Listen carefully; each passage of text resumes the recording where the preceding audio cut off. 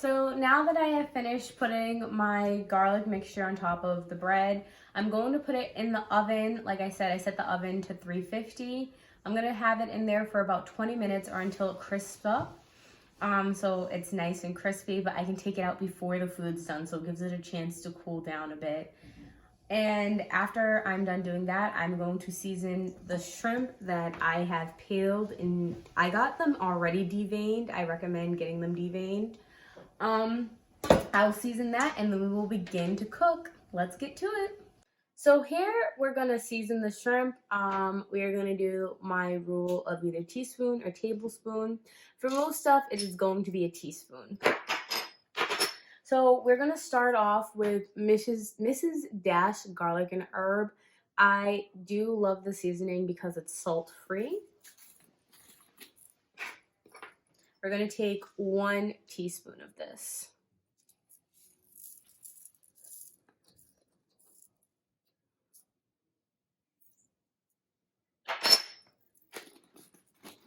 The next one that we are going to do a little less than a teaspoon, but it's not like you need to go and get a half teaspoon for this, is Zatarain's cayenne pepper. This stuff packs a heat. So if you are feeding kids that do not like heat, I do not recommend using this or use it very sparingly. As I said, I'm going to be using about a half a teaspoon, maybe a little less.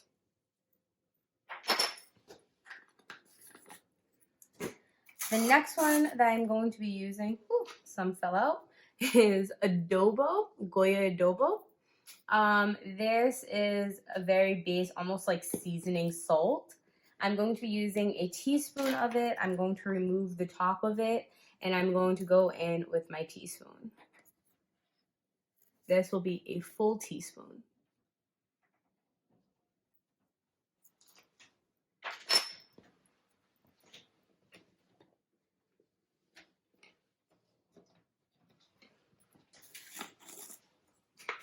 The next one that I'll be using is onion powder. It's very important that you get onion powder and not onion salt. I'm once again going to remove the top of this, and I'm going to be going in with my teaspoon measure. I'm going to be getting a full teaspoon, actually a little bit over a teaspoon.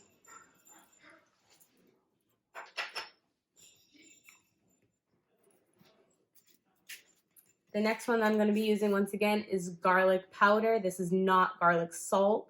It is very important that you use powder and not salt so you get flavor and not over salted food.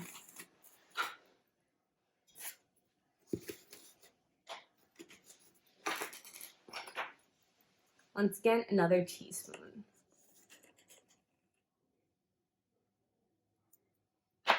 This is going to be the seasoning for your whole dish. The reason why I did not salt and pepper the crostinis is because Cajun food is very seasoned.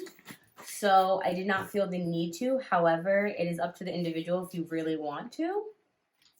The last that I'm going to go in with is Cajun Louisiana seasoning, and I am going to do a little bit over a half a tablespoon of this. I'm going to take the top off and go right in with my tablespoon up. It actually won't fit, so I'm just going to pour it in there. And like I said, a little bit over a half, but not quite a full tablespoon.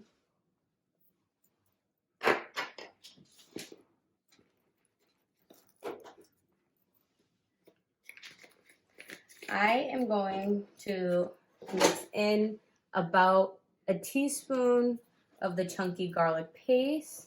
This one I am going to measure out with the teaspoon. And just get it in there.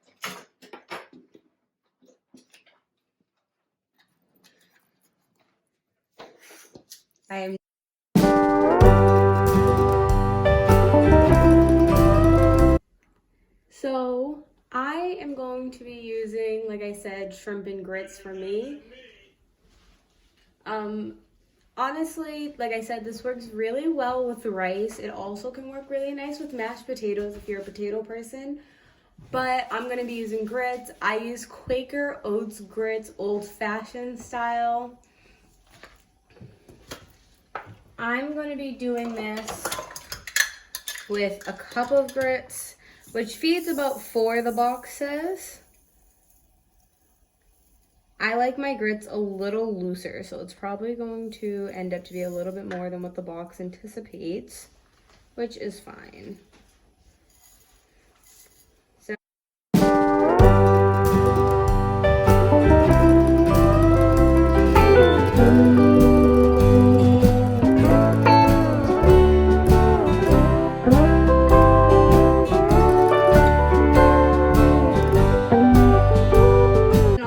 to half and half is if somebody has milk, you can use milk. I know some people that like buttermilk in their grits. Some people prefer to just add straight cream. They don't do any type of water. I think that's a little bit too creamy for my liking.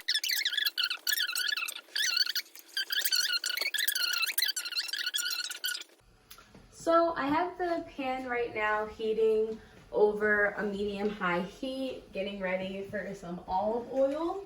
I do want the pan to be a little bit warm when I put the olive oil into it already.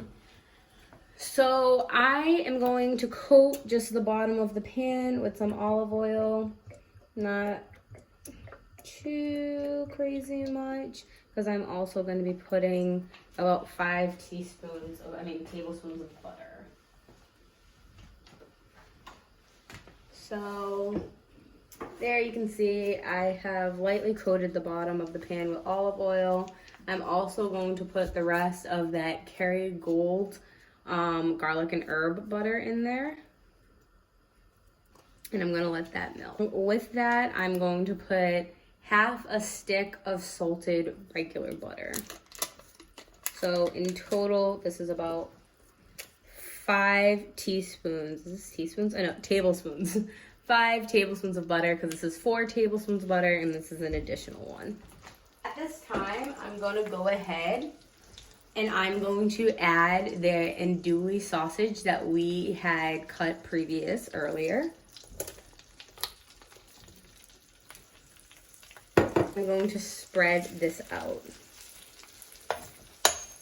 I'm going to try and make it so it's like an even layer in the pan so it can all get nice and fried.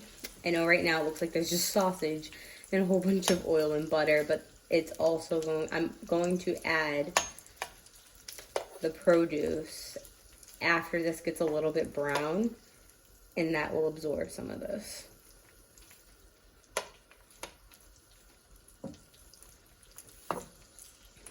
I am going to turn up the heat a little bit. Not quite on high, but definitely higher than half on medium. So a couple minutes have passed, about maybe 5 to 8 minutes have passed, and the sausages are nice and brown. So I am now going to add the produce. This is all of the produce that we had cut up earlier. The shallots, the onions, the peppers, and the green onion that I am now going to mix with the sausage and saute down before I add the shrimp. When I will add the shrimp is when the onions and the shallots are a little bit translucent, because that tells me then that they have sauteed down. So now you can see that the onions and the shallot are translucent. I am going to go ahead and add the shrimp that we went ahead and seasoned earlier. I also went ahead and I added some paprika.